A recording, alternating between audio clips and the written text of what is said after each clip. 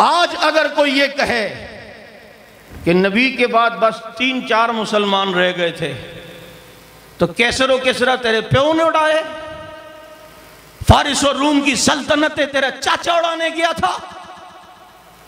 जो बदबख्त ये कहे कि नबी के बाद वो साबका मजहब में मुर्तद हो गए थे, ये कैसा इर्तिदाद है कि फतह करके वहां इस्लाम नाफिज हो रहा है, वहां मुसलमान मस्जिदें बन रही हैं, वहां बुत खानों को तोड़ा जा रहा है।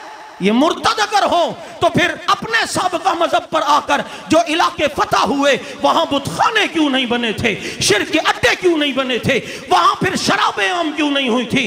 वहां क्या था कि फतह ये करते हैं कि जो नाउजुबिल्लाह नबी के बाद मुर्तद हो गए थे और वहां शराब पे पाबंदी वो लगा रहे हैं, बदकारी करने वालों को कोड़े वो लगा रहे हैं, मस्जिदें वो तामीर कर रहे हैं। अगर इसी का नाम इर्तिदाद है तो एक मुर्तद हुक्मरान अल्लाह तू हमें भी यहां अता कर दे। अगर यही इर्तिदाद है तो फिर इस तरह के इर्तिदाद वाला तो एक हमें भी मिल जाए तो ठीक है या नहीं है, बोलो। लेकिन बुग़्ज़ है, हसद है। वरना यही बात अभी उस्मानी साहब इशारे में कह के जा रहे थे कि हजरत हुसैन का जुलूस तस्करे हैं, हजरत हसन का क्यों नहीं? क्योंकि हसन ने हजरत मुआविया के हाथ पर बैत की थी और अपने भाई को भी बैत करवाई थी। और ये मोहब्बतें हैं और इन मोहब्बतों का अमली नमूना सहाबा कराम रिजवानुल्लाह मजमईन ने अपनी जिंदगियों में दिखाया है। हुस्न यूसुफ देखकर वहाँ कटी थी उंगलियाँ और चांद कट गया यहाँ उंगली को देखकर। अपनी इज्जत व अफजाई पर तारे भी गए झूम जब नबी ने फरमाया अस्हाबी कन नुजूम। और ये सच है कि ख़तरा-ए अग़यार बहुत है, पर क्या करें सहाबा से प्यार बहुत है। दुरूद पाक।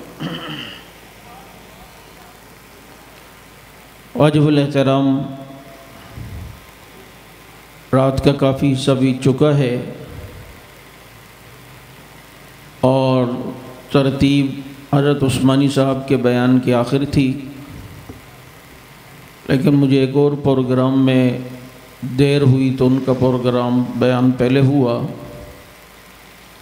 और मैं समझता हूँ वो हमारे मरकज़ी कायद हैं, उसके बाद ज़्यादा गुफ्तगू ये मुनासिब नहीं है। रात का भी काफ़ी हिस्सा बीत चुका है। बस मैं मुख्तसरन सिर्फ 3-4 घंटे आपके लेना चाहूँगा और ज़्यादा देर आपसे मैं गुफ्तगू नहीं कर सकता। तो इस 3-4 घंटे में नींद का पैकेज भी है तो उसके साथ है, इसलिए मैं बतला दूं ताकि आप परेशान ना हो जाएं। बाबा मौजू जानिसारान मुस्तफ़ा यानी सहाबा की शान में है, तो जो हमारे लिए सारी ज़िंदगी जागते रहे, अगर हम उनके लिए एक रात जाग जाएं तो कौन सी बड़ी बात होगी। अल्लाह ने उनकी सिफत ये बताई है, कानू कलीलन मिनल लैली मा यहजऊन, बहुत थोड़ा सोते थे वो, अपने रब के सामने इबादत में रहते। और ये उनकी करामत है कि आज 1400 साल बाद भी अल्हम्दुलिल्लाह उनके नाम लेवा और उनसे मोहब्बत करने वाले मौजूद हैं। आप गुफ्तगू समात फरमा रहे थे, हमें अब ज़्यादा आपको समझाने और अपने मौक़िफ़ को आपको वाज़े करने की ज़्यादा ज़रूरत नहीं पड़ती। इस सोशल मीडिया ने मिशन हक नवास को वाज़े कर दिया है। हम जो कहते थे कि कुछ लोग जो सहाबाए कराम पर तबर्रा करते उन्हें बुरा भला कहते हैं, तो लोग हमारी बात मानते नहीं थे कि यार ऐसा नहीं है, हमने नहजुल बलागा पढ़ी है उसमें कोई ऐसी बात नहीं है, हमने ये किया कोई ऐसी बात नहीं है। इस सोशल मीडिया से जहाँ नुकसानात हुए वहाँ ये फ़ायदा हुआ है कि जितनी बिल्लियाँ थीं वो सारी फुदक के थैले से बाहर आके सामने हो गई हैं। वो जो हम कहते थे आज वो चीज़ें सामने वाज़े तौर पर नज़र आ रही हैं या नहीं आ रही? तो मुझे बताओ फिर हमें ज़्यादा तकरीर करने की ज़रूरत ही क्या है? ज़ोर तो हक नवाज ने इसलिए लगाया था कि तुम्हें पता चले कि ये सब कुछ हो रहा है। अब जब वाज़े तौर पे पता चल गया है तो फिर अब हर एक ने हक नवाज बन के मैदान में रहना है और ज़िंदगी गुजारनी है। क्यों कि आप सल्लल्लाहु अलैहि वसल्लम जिनको अल्लाह ने कुरान में सूरज कहा, वदाइयन इलल्लाहि बिइज़्निही व सिराजम मुनीरा, ए महबूब आप चमकते हुए सूरज हैं। क्यों कहा कि सूरज अजराम फल्की का सरदार है, मेरा नबी भी कायनात का सरदार है। सूरज रोशनी देता है तो सारे आलम के लिए है, मेरे नबी भी सारे आलम के लिए रहमतुल लिल आलमीन बन के आए। तो जो सहाबा किराम की अजमत का कायल नहीं, वो दर हकीकत मुस्तफ़ा का कायल नहीं, मेरे प्यारे पैगंबर की रोशनी का कायल नहीं, पैगंबर के इनकलाब का कायल नहीं। पूछ जरा साहबा के दुश्मन से कि अल्लाह ने नबी को सूरज कहा है या नहीं? कहेगा कहा है। वह सिराजम मुनीरा, आप चमकते हुए सूरज हैं। तो फिर कहना कि सूरज फिर सारी कायनात को मुनव्वर करता है या नहीं, सारी दुनिया को रोशन करता है या नहीं, सारी कायनात को उसने रोशनी दी है या नहीं? कहता है हाँ जी। मैंने कहा अगर कोई कहे कि सूरज है तो सारी दुनिया के लिए, लेकिन चमकता सिर्फ पटेल पाड़ा में है, रोशनी सिर्फ पटेल पाड़ा को देता है, और जो उससे भी गया गुजरा हो वो ये कहे नहीं जी पूरे पटेल पाड़ा में नहीं, बल्कि सूरज रोशनी देता है लेकिन एक घर में देता है, बस एक घर को मुनव्वर करता है।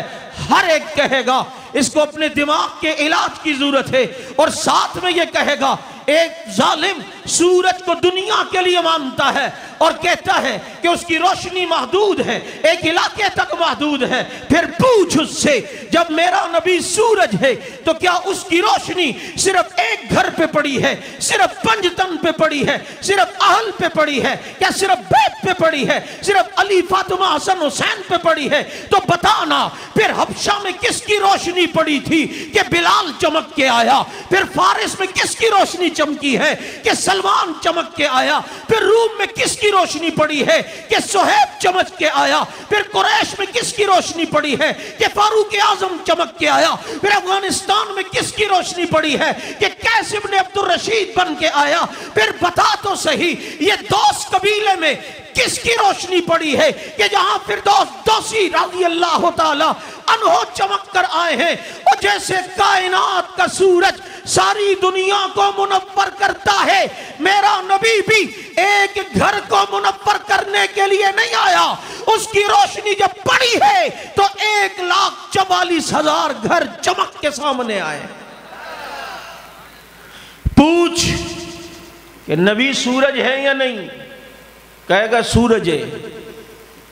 तो क्या सूरज दुनिया के लिए है या एक घर के लिए? तुम बताओ।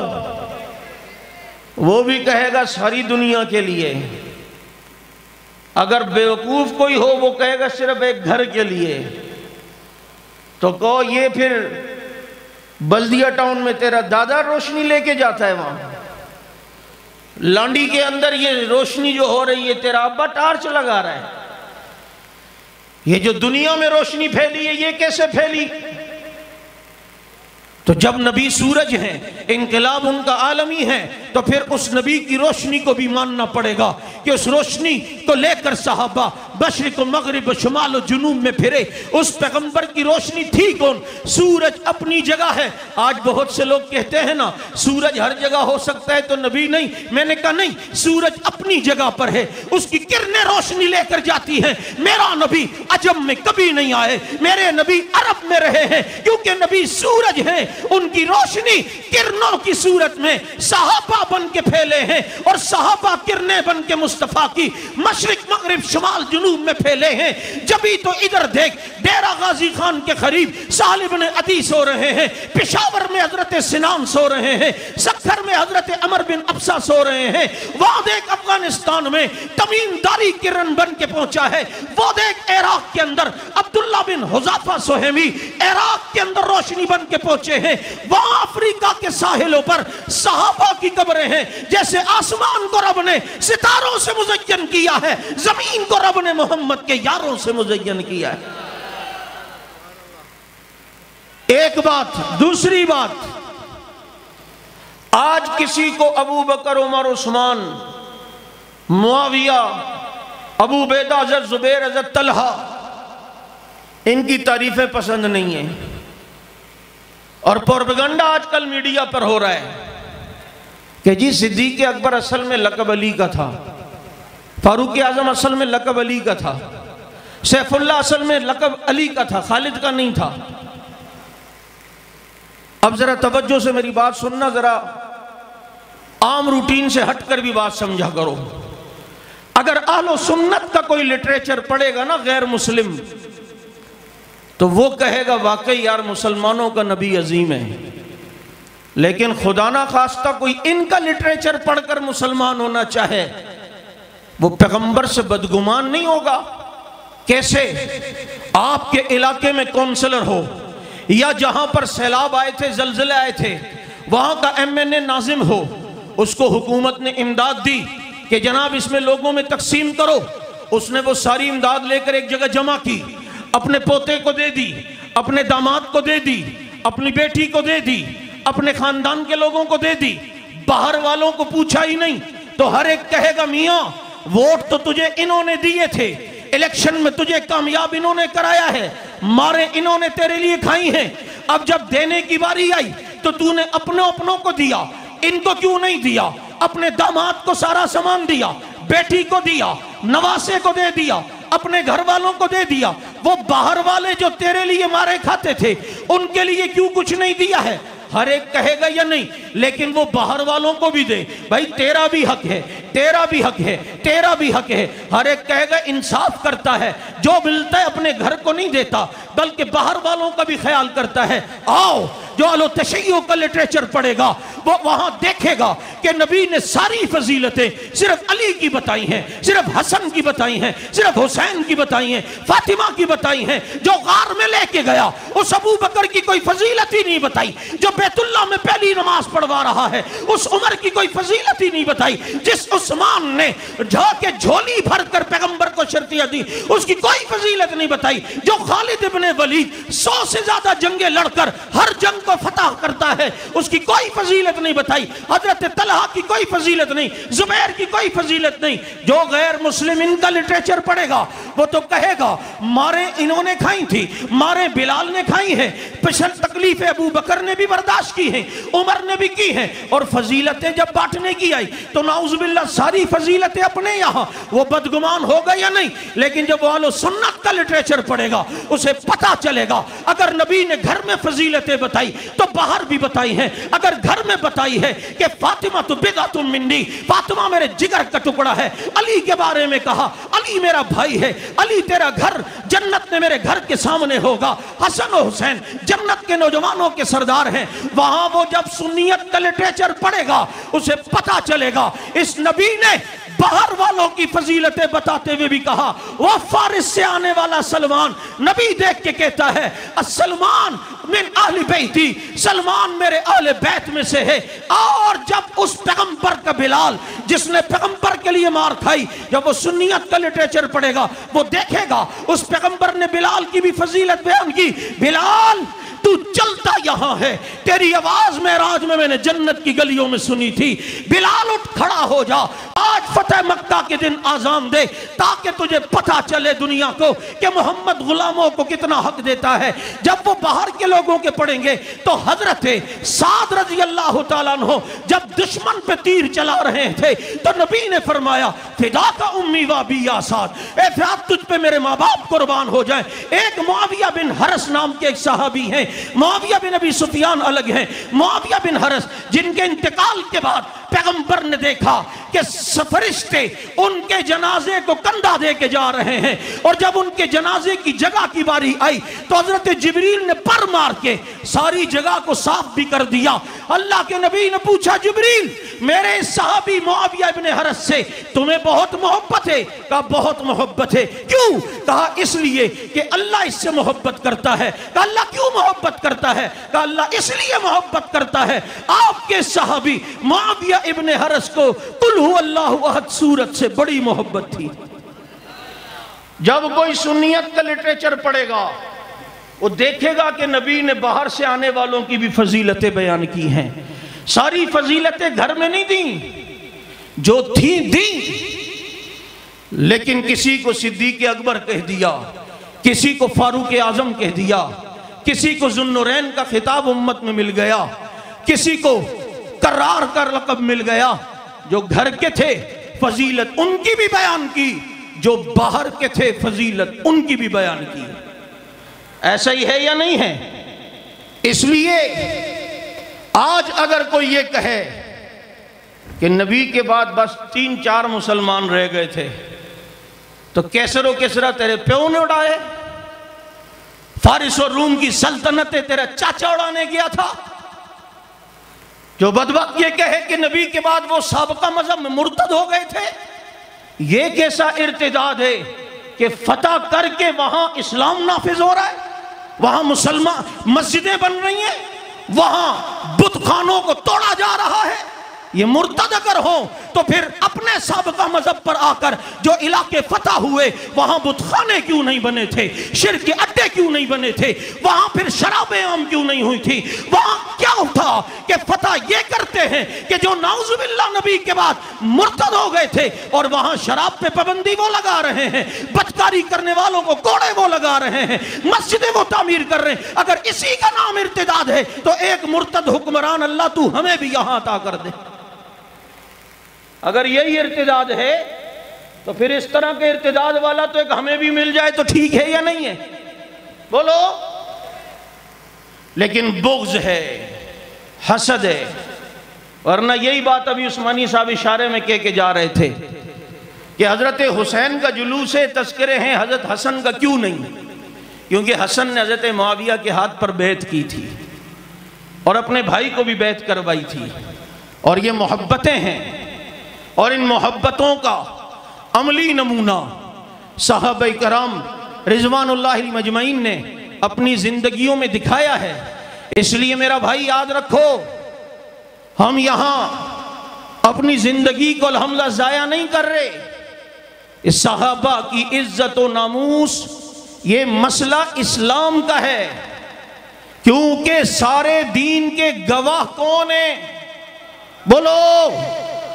सल्लू कमा रअयतुमूनी उसल्ली, ऐसी नमाज पढ़ो, नबी फरमाते हैं जैसे मैं पढ़ता हूं, जैसे मुझे देखते हो। हमने तो नहीं देखा। नबी की नमाज देखने वाले कौन? नबी के हज के गवाह कौन? रोजे के गवाह कौन? नबी के बद्र ओहद के गवाह कौन? तबूक व हुनैन के गवाह कौन? फारिस और रूम की सल्तनतों को उड़ाने वाले कौन? 64,65,000 मुरब्बा मील पर इस्लाम के फुरेरे लहराने वाले कौन? अगर ये मशकूक हो गए तो सारा दीन मशकूक होगा। मैं ज्यादा बात आपसे नहीं करना चाह रहा, सिर्फ तुम्हें इतना बता रहा हूं कि ये वो जमात है अल्हम्दुलिल्लाह कि जिसमें क़यादीन ने पहले कुर्बानी दी है, कारकुनों ने बाद में दी है। क्योंकि तुम्हें बहुत से लोग कहेंगे अबे मौलवियों के चक्कर में नहीं पड़ो, खुद तो पीछे पीछे होते हैं, दूसरों के बच्चों को मरवाते हैं। यहाँ खुद भी पहले शहीद हुए और बच्चे भी शहीद हुए उनके। हक नवाज शहीद हुआ तो बेटा इजहार भी शहीद हुआ, हारून कासमी शहीद हुआ तो उनका वालिद भी शहीद हुआ, अब्दुल गफूर नदीम शहीद हुआ तो उनका बेटा मुआविया भी शहीद हुआ। अल्लामा अली शेर हैदरी शहीद हुए तो उनके वालिद भी शहीद हुए। इसी तरीके से मौलाना आजम तारिक शहीद हुए तो आज उनका बेटा भी उसी रास्ते पर है। या अल्हम्दुलिल्लाह क़यादत ने पहले कुर्बानी दी है, कारकुन बाद में कुर्बानी देता है। ऐसा ही है या नहीं है? फिर कहते हैं जी जज्बात, ये जज्बाती हैं। देखो ना, अगर कोई साहबा को बुरा भला कहता है तो देखो ऊपर करके थूको तो अपने मुंह पे थूक आता है ना। अबे वो अपनी जबान गंदी कर दें। इस हिकमत भरे सूफी के सामने कोई खुदा ना खास्ता इसकी बीवी को गाली दे दे, पठानों में बीवी की गाली ज्यादा खतरनाक होती है, कोई बीवी की गाली दे दे। अब मैं देखता हूं हजरत सूफी साहब किस तरह ये कहते हैं कि अपना ही मुंह गंदा किया है। जब तू वहां बर्दाश्त नहीं करता, मैं पैगंबर की बीवी की तौहीन बर्दाश्त नहीं कर सकता। वहां ये फलसफा तेरा नहीं चलता, यहां क्यों चलता है?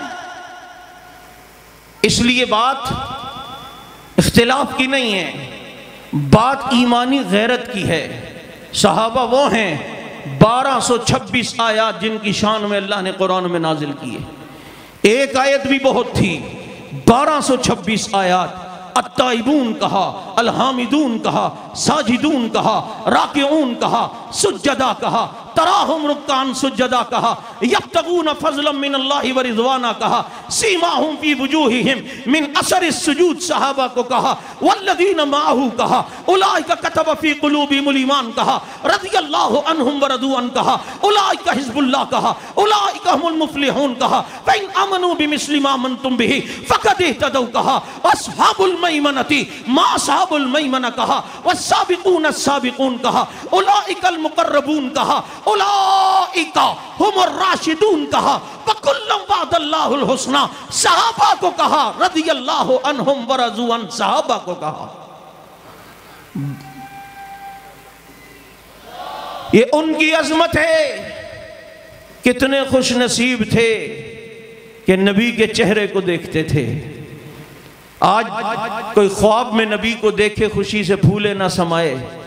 वो कितने खुश नसीब थे जो बराह रास्त देखते थे, बार बार देखते थे, कई बार देखते थे, फिर बार बार देखते थे, फिर कई बार देखते थे। फिर इनमें वो कितना खुश नसीब था जिसने बार बार भी देखा, कई बार भी देखा और अकेले गार में देखा। और अकेले 3 दिन अपनी झोली में सुलाया। रब ने क़यामत की सुबह तक मुस्तफ़ा के कदमों में सुला दिया। वाह सिद्दीक, तेरे इस मुक़द्दर पे कुर्बान कि आज भी नबी के पहलू में अल्लाह ने जगह अता फरमा दी। कितना बुलंद मकाम है पाया सिद्दीक ने, बिस्तर नबी के साथ लगाया सिद्दीक ने।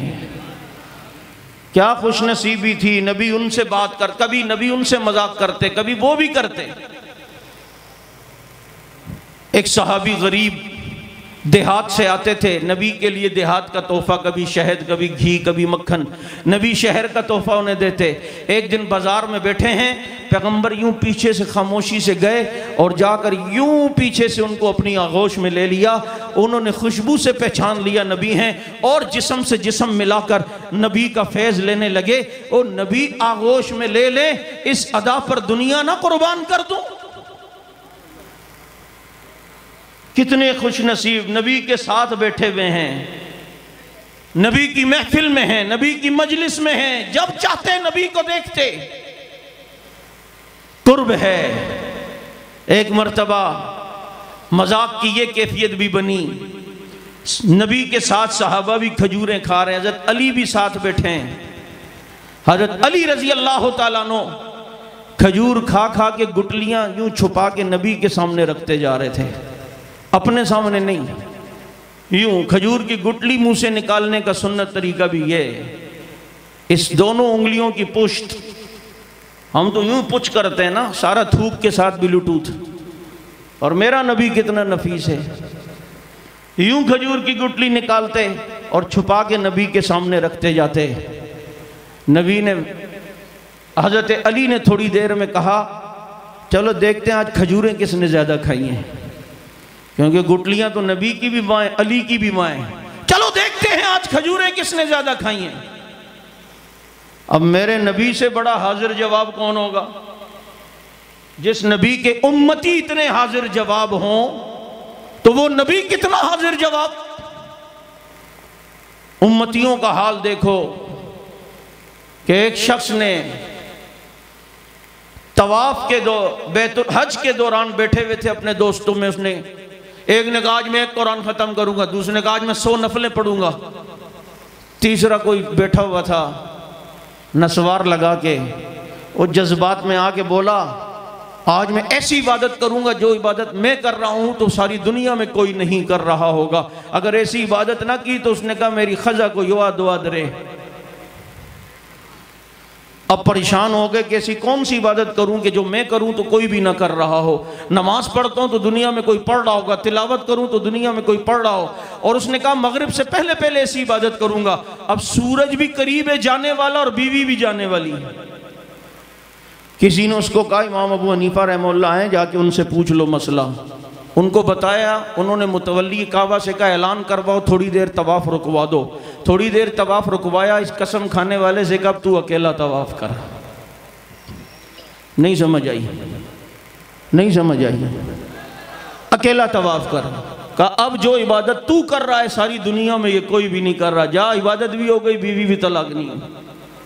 उम्मती इतने हाजिर जवाब, नबी कितने हाजिर जवाब होंगे। उम्मती देख, इमाम कासिम नानोतवी रहमतुल्लाह अलैह का एक ईसाई से मुनाजरा था। उस ईसाई ने कहा मौलाना ये बताओ जो चीज़ ऊपर होती है वो अफजल, जो नीचे होती है वो अफजल। समझ गए कि इसकी मुराद ये है ईसा अलैहिस्सलाम ऊपर है और हमारे नबी नीचे। तो हजरत नानोतवी ने कहा पागल, सीपी हमेशा समंदर के अंदर होती है लेकिन कीमती मोती समंदर के नीचे ही नजर आता है। उम्मती इतने हाजिर जवाब, बताओ फिर नबी कितने हाजिर जवाब होंगे।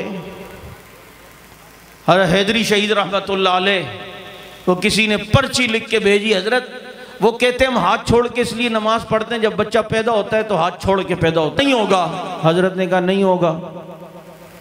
हजरत मैं कहता हूं होगा। हजरत कहते हैं होगा। हजरत होगा या नहीं होगा?